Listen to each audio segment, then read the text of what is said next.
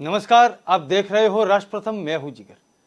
हमारे आसपास समय के आर पार में आज बात करेंगे दुनिया में आर्थिक मंदी के आने की आशंका और भी मजबूत हो गई है। वर्ल्ड इकोनॉमिक फोरम की तरफ से अर्थशास्त्रियों पर किए गए एक सर्वे में 70% अर्थशास्त्रियों ने वैश्विक मंदी की आशंका जताई।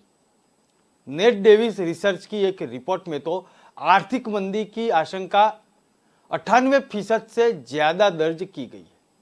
विश्व व्यापार संगठन की डायरेक्टर जनरल ने भी ये बात कही और दुनिया तेजी से आर्थिक मंदी की तरफ बढ़ रहा है। क्या दुनिया 1.5 दशक में तीसरी बार मंदी की ओर बढ़ रही है? आज के इंग्लैंड का हाल इस सवाल का जवाब है। डेनमार्क के इन्वेस्टमेंट बैंक हो, सैक्सो बैंक हो और उसके विश्लेषक क्रिस्टोफर डैम्बिंग ने गत अगस्त के दूसरे हफ्ते में कहा था कि इंग्लैंड की हालत काफी हद तक विकासशील देशों जैसी हो चुकी है। डैम्बिंग के अनुसार सिर्फ एक पैमाना बचा है जो इंग्लैंड को विकासशील देशों में शुमार करने से रोकता है और वह है उसकी करेंसी पाउंड। डोवांडोल आर्थिक हालात से बावजूद पाउंड मजबूत बन चुका है, लेकिन वह पैमाना भी टूट चुका था और डॉलर की तुलना में पाउंड रिकॉर्ड निचले स्तर पर चला गया था। डैम्बिक का कोई नया बयान तो सामने नहीं आया, लेकिन अंतर्राष्ट्रीय निवेशक कभी भी सुरक्षित समझने जाने वाले ब्रिटिश पाउंड को बेचकर अमेरिकी डॉलर खरीद रहे हैं। जिस ब्रिटिश साम्राज्य का सूरज कभी अस्त नहीं होता, उसकी मौजूदा हकीकत यही है। पूरी बात समझे उसके पहले एक डॉक्यूमेंट्री है, वो समझ लेते हैं। Happening is we have downgraded 3 times since October last year our growth projections. Last time we brought 22 to 3.2% growth, and for 23 projections was 2.9%. Overall, we expect global output as a result of all this to shrink between now and 2026 by $4 trillion. To give you a sense what is $4 trillion, this is the size of the German economy. वैश्विक मंदी की ये जो चिंता है वो IMF का जो रिपोर्ट था और उसकी जो चीफ थी, उन्होंने बकायदा पूरे विश्व के सभी देशों को चेतावनी दी है कि आने वाले समय में शायद तीसरी बार वैश्विक महामंदी आ सकती है। जिस ब्रिटिश साम्राज्य का सूरज कभी अस्त नहीं होता, उसकी मौजूदा हकीकत यही है।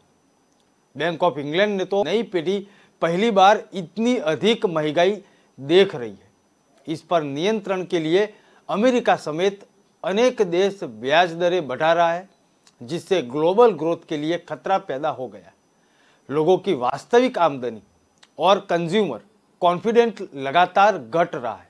ऐसे में बेरोजगारी और सामाजिक अशांति बढ़ रही है। ज्यादातर विशेषज्ञ मंदी की आशंका तो सही मानते हुए अपने विचार रखते हैं। नेट डेविस रिसर्च यानी कि NDR के अनुसार केंद्रीय बैंकों के ब्याज दर बढ़ाने और रूस यूक्रेन युद्ध के कारण अगले साल मंदी की आशंका शायद 98% से ज्यादा बढ़ चुकी है। वर्ल्ड इकोनॉमिक फोरम ने दुनिया के बड़े संस्थानों के मुख्य अर्थशास्त्रियों का सर्वे भी किया है। ये बात भी हम कहेंगे, लेकिन भारत में फिलहाल क्या स्थिति है, अर्थशास्त्री क्या बोलते हैं, वो सुन लेते हैं। साफ है पिछले कई महीनों से कि मंदी की तरफ जा रहे हैं। अमेरिका तो टेक्निकल रिसेशन में आ ही गया क्योंकि उसके 2 क्वार्टर में नेगेटिव रेट ऑफ ग्रोथ थी। यूके भी कह रहा है कि वहां पे नेगेटिव रेट ऑफ ग्रोथ हो गया है, तो इसलिए बड़ा तबका तो नेगेटिव रेट ऑफ ग्रोथ में है ही, तो रिसेशन तो आएगा। लेकिन IMF हरदम जिसको कहते हैं बिहाइंड द कर्व होता है, यानी कि 2007-8 के क्राइसिस में भी जब रिसेशन आ गया था तब भी IMF कह रहा था कि 1.7% की ग्रोथ होगी। तो वो तो जब लेहमा ब्रदर्स हुआ तो तब उन्होंने कहना शुरू हुआ कि अब रिसेशन आ गया है। तो होता क्या है कि इंटरनेशनल फाइनेंशियल एजेंसीज अगर कह दें कि रिसेशन आ गया है तो स्टॉक मार्केट वगैरह गिर जाएगा, फाइनेंशियल मार्केट में उथल पुथल होगी, इसलिए वो धीरे धीरे कहते हैं, वो एकदम से नहीं कहते। पर मेरा मानना है कि रिसेशन तो आ ही गया है, जिस प्रकार से दुनिया की अर्थव्यवस्थाओं पे असर पड़ा है। और मैंने तो ये लिखा था फरवरी 25 को जब ये यूक्रेन का युद्ध स्टार्ट हुआ था कि अब 2 कोल्ड वॉर के ब्लॉक्स हो जाएंगे, और आईएमएफ भी अब ये कह रहा है कि 2 कोल्ड वॉर के ब्लॉक्स हो जाएंगे। और मैंने तब भी कहा था कि इससे दुनिया में ट्रेड में, फाइनेंस में और बाकी चीजों में बहुत उथल पुथल होगी, जिससे कि रिसेशन आ जाएगा। दुनिया में जो सारे सेंट्रल बैंक हैं, जैसे यूएस का फेडरल बैंक है, यूके का है, ईसीबी यूरोपियन बैंक है, वो क्या कर रहे हैं कि वो इंटरेस्ट रेट बढ़ा रहे हैं, जिससे कि जो डिमांड कम हो। अब उससे डिमांड तो कम होगी नहीं, क्योंकि इंटरेस्ट रेट बढ़ाने से कोई यूक्रेन में युद्ध नहीं रुक जाएगा, चीन का जीरो कोविड पॉलिसी नहीं खत्म होगा, तो सप्लाई बॉटलनेक रहेंगे, तो इन्फ्लेशन भी रहेगा और डिमांड भी गिरने से रिसेशन भी आ जाएगा। तो ये स्थिति ऐसी है जो कि मुझे लगता है कि लॉन्ग। मुख्य अर्थशास्त्रियों का सर्वे सामने आया है, जिसमें सिर्फ 14% ने कहा है कि मंदी का जोखिम नहीं है, 9% ने इसकी आशंका बहुत अधिक और 65% ने अधिक जताई है। अमेरिका के लिए 70% और यूरोप के लिए 80% अर्थशास्त्रियों का मानना है कि अगले 1 साल के दौरान ब्याज दरें बढ़ेगी, इसलिए वहां मंदी की आशंका ज्यादा है। दरअसल अमेरिका और यूरोप रिकॉर्ड महंगाई से जूझ रहे हैं। अमेरिका में खुदरा महंगाई इस साल जनवरी से लगातार 7.5% के ऊपर बनी हुई है। जून में यह 9.1% तक पहुंच चुकी थी, 1981 के बाद सबसे अधिक भी है। अगस्त में यह 8.3% रह चुकी है। यूरोजोन में भी अगस्त में महंगाई रिकॉर्ड तोड़ मतलब कि 9.1% तक पहुंच चुकी थी। इसे नीचे लाने के लिए अमेरिका का फेडरल रिजर्व 17 मार्च से 21 सितंबर तक 5 बार ब्याज में 3% बढ़ा चुका है। आखिरी 3 बार में तो उन्होंने हर बार 0.75% की वृद्धि भी की थी। यूरोपियन सेंट्रल बैंक ने 19 देशों के ब्लॉक यूरोजोन के लिए ब्याज दर पिछले महीने 0.75% बढ़ाए थे। इसके पहले जुलाई में 0.5% बढ़ाई गई थी। इंग्लैंड यूरोजोन से बाहर है, वहां अक्टूबर में महंगाई 13% को पार करने का अंदेशा है। आम लोगों को और इंडस्ट्रीज को प्राकृतिक गैस की आसमान छूती कीमतों से बचाने के लिए इंग्लैंड ने दाम की ऊपरी सीमा तय करके रखी है। अक्टूबर में यह सीमा 70% बढ़ाया जाने की उम्मीद भी थी। इसके बाद महंगाई भी 7वें आसमान तक पहुंच चुकी है। कमाबेश यही स्थिति दूसरे यूरोपीय देशों की है। वैश्विक हालात को देखते हुए आईएमएफ ने कहा है कि अमेरिका, चीन, यूरोप की अर्थव्यवस्थाएं अनुमान से ज्यादा तेजी से नीचे आ रही है, इसलिए पूरी दुनिया में जल्दी ही मंदी आ सकती है। यानी कि 3 बड़े आर्थिक ब्लॉक दुनिया की अर्थव्यवस्था के लिए अस्थिरता पैदा कर रहे हैं। जुलाई में 2022 के लिए ग्लोबल ग्रोथ का अनुमान 0.4% घटाकर 3.2% और 2023 के लिए 0.7% घटाकर 2.9% कर दिया था। वर्ल्ड इकोनॉमिक फोरम के सर्वे में शामिल अर्थशास्त्रियों का कहना है कि 2022 के बाकी दिनों और 2023 में ग्रोथ रेट कम रहेगी और महंगाई ऊंची बनी रहेगी और इस वजह से रियल वेज घटते रहेंगे। अगर रियल वेज घटते रहे और महंगाई तेजी से ऊपर की ओर जाती है तो उसका असर जो है वो भारत में भी पड़ेगा, और ये असर अगर भारत में पड़ता है तो क्या करने का, खास करके मिडिल क्लास के लोग इसमें क्या सावधानी कर सकते हैं, ये भी सोचने वाली बात है। भारत के अर्थशास्त्री है और मुंबई में अर्थशास्त्र के प्रोफेसर भी है, विनीत उपाध्याय। उन्होंने हमसे बात की थी इसके ही बारे में, क्योंकि आने वाले दिनों में अगर मंदी आई भारत में तो हमको क्या करना पड़ेगा, क्या सावधानी बरतनी पड़ेगी। आइए सुनते हैं विनीत उपाध्याय ने क्या कहा। जब भी हम बात करते हैं कि देश में आर्थिक मंदी के बारे में काफ़ी दिनों से चर्चा हो रही है और हम सब जानते हैं कि विश्व की सारी अर्थव्यवस्थाएं जो हैं वो किस तरीके से आगे बढ़ रही हैं और उनके जो परिणाम हैं वो हमारे अर्थतंत्र पर भी दिखेंगे। पर इसके अंदर जो खास चीज़ें नोट करने जैसी है कि भारत की अर्थव्यवस्था जो है उसकी गति जो है वो हमें कहीं ना कहीं प्रेरणा देती है कि हाँ, चीज़ें जो हैं वो बेहतर हो सकती हैं।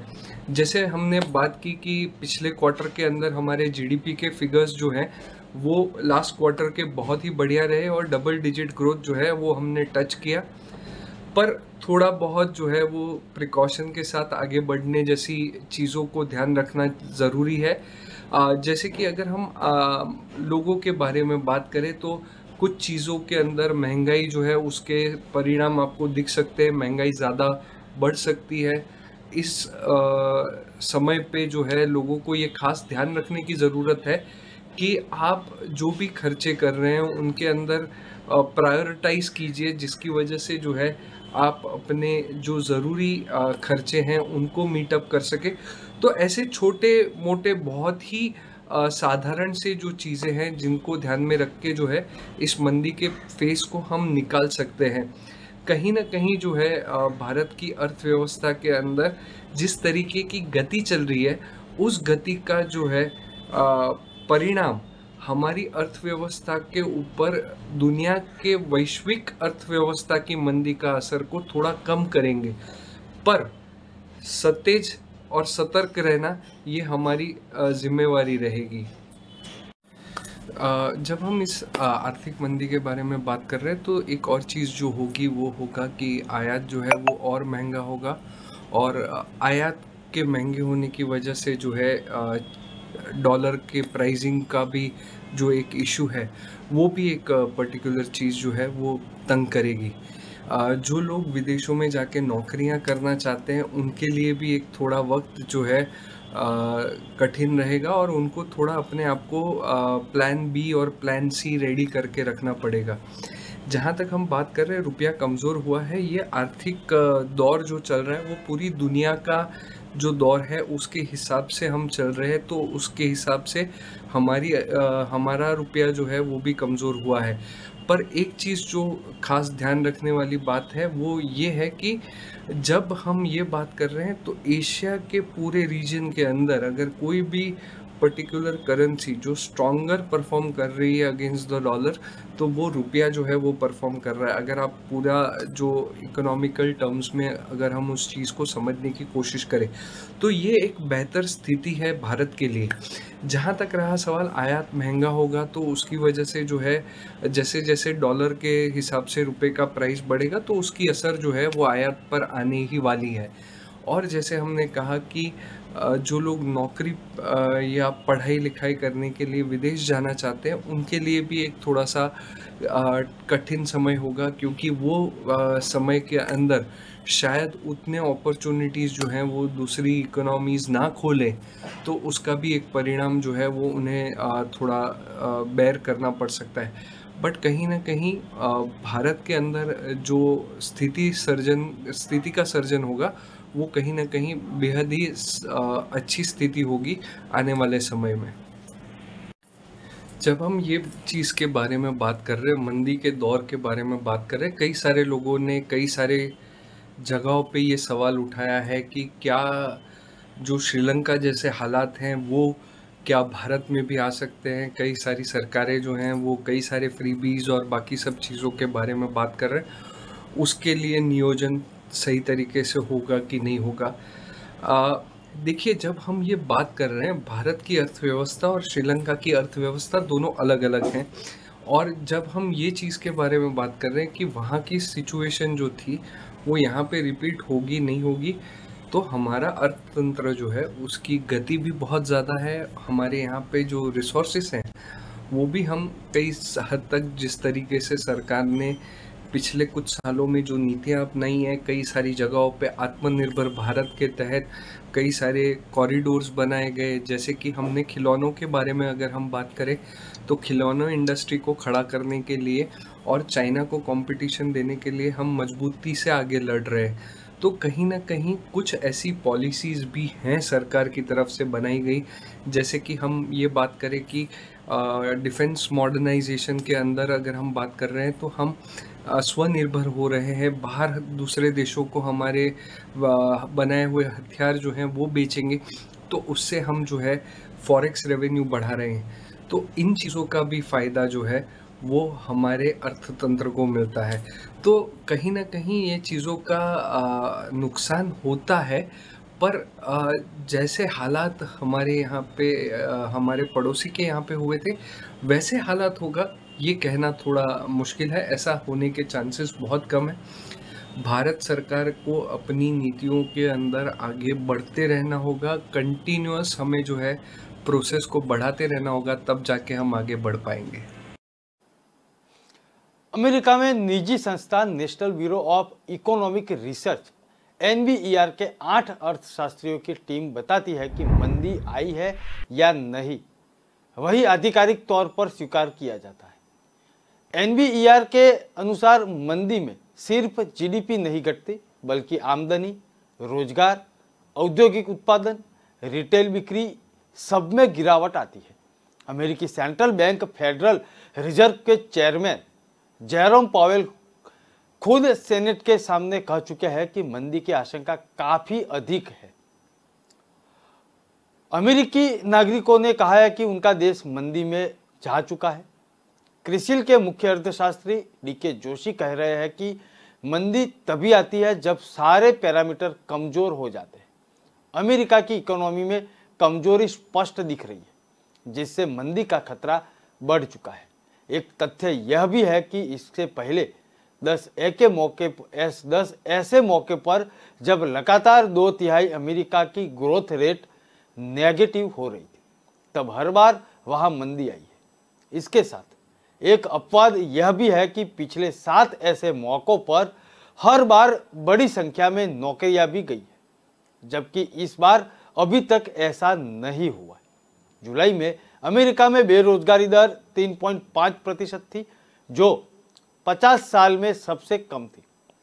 हालांकि अगस्त में यह बढ़कर 3.7% हो चुकी है। मंदी के डर को वाजिब ठहराते हुए JNU के पूर्व प्रोफेसर और इंस्टीट्यूट ऑफ सोशल साइंस में मेलकम आदिशेषिया चेयर प्रोफेसर है और अरुण कुमार कहते हैं कि सभी प्रमुख देशों में स्टैगफ्लेशन यानी कि महंगाई ज्यादा, ग्रोथ कम है। सभी सेंट्रल बैंक महंगाई कम करने के लिए ब्याज दरें बढ़ा रही है। इससे ग्रोथ रेट कम हो जाती है और मंदी का खतरा बढ़ जाता है। वर्ल्ड बैंक के प्रमुख डेविस मेलपास ने कहा कि महंगाई को नीचे लाने में 2 साल लग सकते हैं। शायद यही कारण है कि बैंक ऑफ इंग्लैंड ने 2 साल तक नेगेटिव ग्रोथ की आशंका जताई है। यूरोपियन सेंट्रल बैंक ECB की प्रेसिडेंट क्रिस्टीन लेगार्ड ने पिछले दिनों ब्याज दर बढ़ाते समय कहा कि रूस यूक्रेन युद्ध के कारण गैस सप्लाई के संकट और महंगाई को देखते हुए आगे कर्ज और महंगा किया जा सकता है।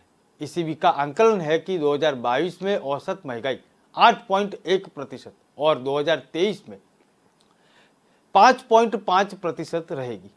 लेगार्ड के अनुसार 2023 में यूरोप की ग्रोथ रेट 0.9% माइनस रह सकती है। एक्सिस बैंक के एग्जीक्यूटिव वाइस प्रेसिडेंट और मुख्य अर्थशास्त्री सौगात भट्टाचार्य के अनुसार जियोपॉलिटिकल कारणों से यूरोप में मंदी का डर ज्यादा है। रूस यूक्रेन युद्ध के बाद यूरोप के प्रतिबंधों के जवाब में रूस ने नॉर्ड स्ट्रीम एक पाइपलाइन से 1 दर्जन यूरोपियन देशों को गैस की आपूर्ति पहले घटाई और फिर बंद कर दी थी। हाल में पाइपलाइन में विस्फोट में स्थिति और विकट हो चुकी है।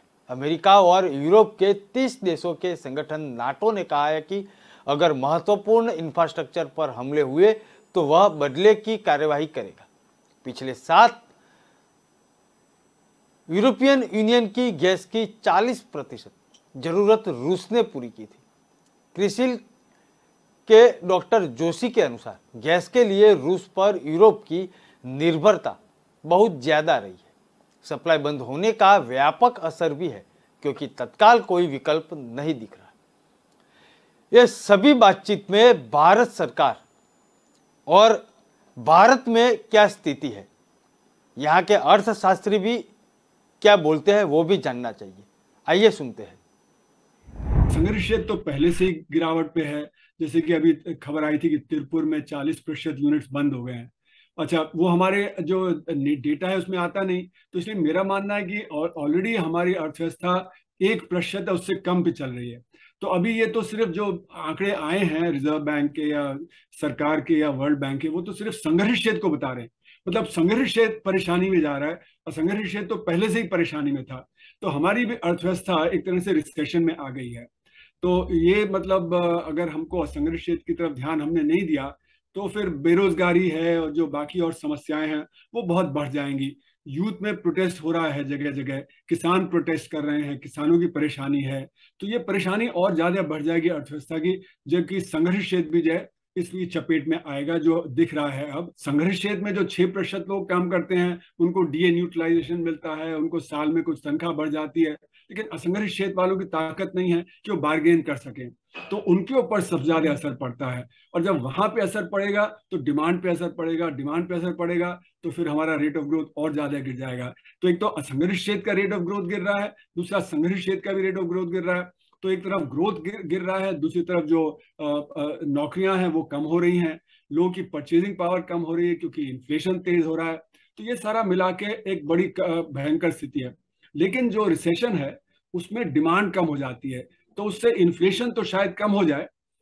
ऐसा लग रहा है कि इन्फ्लेशन रेट कम हो जाए। जैसे कि कच्चे तेल के दाम हैं वो जो $120 से करीब $85 तक पहुंच गए थे, लेकिन अभी सरकार क्लियर नहीं है क्योंकि अभी भी ओपेक प्लस ने अभी कल ही अनाउंस किया कि वो प्रोडक्शन अपना काट देगी, उससे फिर तेल के दाम बढ़ सकते हैं। तो ये एक स्थिति है जहां पे कि कुछ चीजें बढ़ रही हैं, कुछ गिर रही हैं। लेकिन ओवरऑल क्या है कि जो रिसेशन आएगा उसमें देश की परेशानी बढ़ेगी और गरीब आदमी की परेशानी बढ़ेगी। दाम कम होंगे लेकिन जब रोजगार नहीं होगा तो आमदनी नहीं होगी तो उसकी परेशानी और भारत में भी महंगाई तेज है। थोक महंगाई 1.5 साल से 10% से ऊपर है। महंगाई के लिए रिजर्व बैंक ने अधिकतम 6% की सीमा तय कर रखी है, लेकिन जनवरी 2022 से यह इसके ऊपर भी है। अप्रैल में 2022 में घटाकर 3.2% किया था। तो उसने अमेरिका और चीन के साथ भारत का इकोनॉमिक आउटलुक भी डाउन ग्रोथ कर दिया। उससे भारत की ग्रोथ रेट का अनुमान घटाकर 7.4% किया है। इसके पहले अप्रैल में उसने ग्रोथ का अनुमान 9% से घटकर 8.2% किया था। रिजर्व बैंक ने मौद्रिक नीति की नई समीक्षा में इसे घटाकर 7% करके रखा हुआ है। भारत में जब ये आर्थिक नीति की बात हुई तब अनेक अर्थशास्त्रियों ने अपनी बात रखी थी, लेकिन पूर्व वड़ा प्रधान मनमोहन सिंह एक अर्थशास्त्री भी रह चुके हैं और डॉक्टर मनमोहन सिंह जब भी भारत की आर्थिक नीति की बात करते हैं तब चिंता की बात भी कहते हैं। 2019 में उन्होंने एक आशंका जताई थी, फिलहाल तो वो सच होती दिख रही है। आइए सुनते हैं। The state of the economy today is deeply worrying. The last quarter's GDP growth rate of 5% signals that we are in the midst of a prolonged slowdown. India has the potential to grow at a much faster rate, but all-round mismanagement by the Modi government has resulted in this slowdown. It is particularly distressing that the manufacturing sector's growth is tottering at 0.6%. This makes it very clear that our economy has not yet recovered from the man-made blunders of demonetization and a hastily implemented GST. Domestic demand is depressed and consumption growth is at an 18-month low. Nominal GDP growth is at 15-year low. There is a gaping hole in tax revenues. Tax buoyancy remains elusive as businessmen, small and big, are hounded and tax terrorism continues unabated. Investor sentiment are in doldrum. These are not the foundations for economic recovery. The Modi government's policies are resulted in massive jobless growth. More than 3.5 lakh jobs have been lost in the automobile sector alone. There will similarly be large-scale job losses in the informal sector, hurting our most vulnerable workers. Rural India is in terrible shape. Our farmers are not receiving adequate prices and rural incomes have declined. सब कुछ इस बात से तय होगा कि मंदी कैसी है। अगर यह हल्की और थोड़े समय के लिए आई तो कोई दिक्कत नहीं है, लंबे समय तक रही तो चिंताजनक होगी। इसलिए हम सबको एक अनिश्चित वातावरण के लिए तैयार रहना चाहिए। लोगों को देखना चाहिए कि उनके पास पर्याप्त बचत रहे। उन्हें बचत का ज़्यादा हिस्सा बैंक में जमा के तौर पर रखना चाहिए। दोस्तों, कल फिर मिलेंगे। नमस्कार।